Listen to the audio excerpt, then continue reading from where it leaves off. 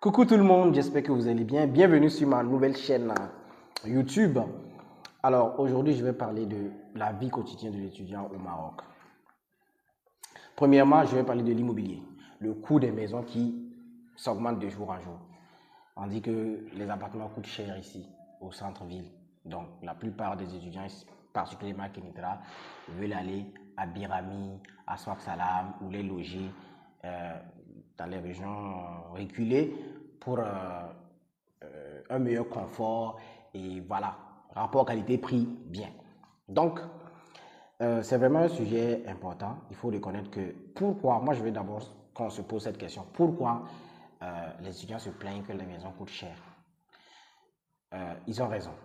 Ils ont raison parce que c'est un certain nombre d'étudiants qui ont habitué cela aux bailleurs. Et laissez-moi vous dire ici que le bouche à oreille est très rapide ici dans ce pays. Prenons le cas des étudiants maliens ou tchadiens qui viennent en famille. Voilà. Ils prennent un appartement de 2 chambres salon, cuisine équipée, meublée, et ils le payent à 5 500 dirhams, sans discuter. Vous pensez que ce bailleur-là, quelle image il aura des étudiants étrangers? Moi, je dis, mais ces gens, ils ont l'argent. Moi, il y a un bailleur qui me l'a dit clairement. Tous ces étudiants qui viennent ici, des étrangers, ils ont l'argent, monsieur Isaac. Je dis, ah ouais? C'est ce que vous vous dites.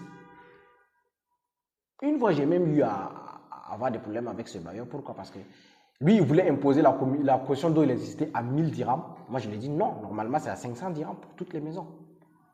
Il dit, mais attends, Isaac, si le gars, il peut payer 1000 dirhams, pourquoi tu ne les laisses pas payer? J'ai dit, mais ça ne va pas. Est-ce que parce qu'il peut payer 1000 dirhams, il veut payer 1000 dirhams, c'est normal qu'il paye 1000 dirhams? Non. C'est 500 dirhams la loi, c'est normal. Tout le monde connaît ça. Et lui, au moins, on ne s'est pas entendu à cause de ça. Donc, pour dire que c'est nous souvent qui véhiculons une mauvaise image de nous en habituant ces bailleurs-là à des prix vraiment colossaux, des prix exorbitants. Voilà, ça c'est un point numéro 1. Faisons attention pour la location. Donc, nous aussi, comme nous sommes une agence, nous sommes ici, nous sommes l'interface entre étudiants étrangers et bailleurs marocains. Nous sommes là pour ramollir les prix, faire descendre les prix, pour que vous soyez vraiment dans le confort. Pour ça, ne vous inquiétez pas, c'est notre combat de tous les jours. Nous le ferons. Voilà. Aussi pour la commission. Je prends ce sujet parce que c'est un sujet très important. Vous allez remarquer que pour la plupart des frais d'agence dans les agences marocaines, pour la plupart font à 100% la commission. C'est-à-dire le prix du loyer égale le prix de la caution égale le prix de la commission. Et tu vas te rendre compte qu'il y a des étudiants, par contrainte, non, on est en examen, on n'a pas le temps, il nous faut absolument la maison. Ils font tout pour payer les frais d'agence à 100% dans ces agences-là. J'en ai vécu de mes propres yeux. Et une fois qu'elles font cela, quelle image elles véhiculent? Voilà. Cette agence-là va dire, mais oh, les étudiants étrangers ont l'argent, hein, parce que même, croyez-moi, les gens d'ici ne le font pas. Ils ne vont jamais débourser 100% pour payer leur commission. Ça ne se fait pas.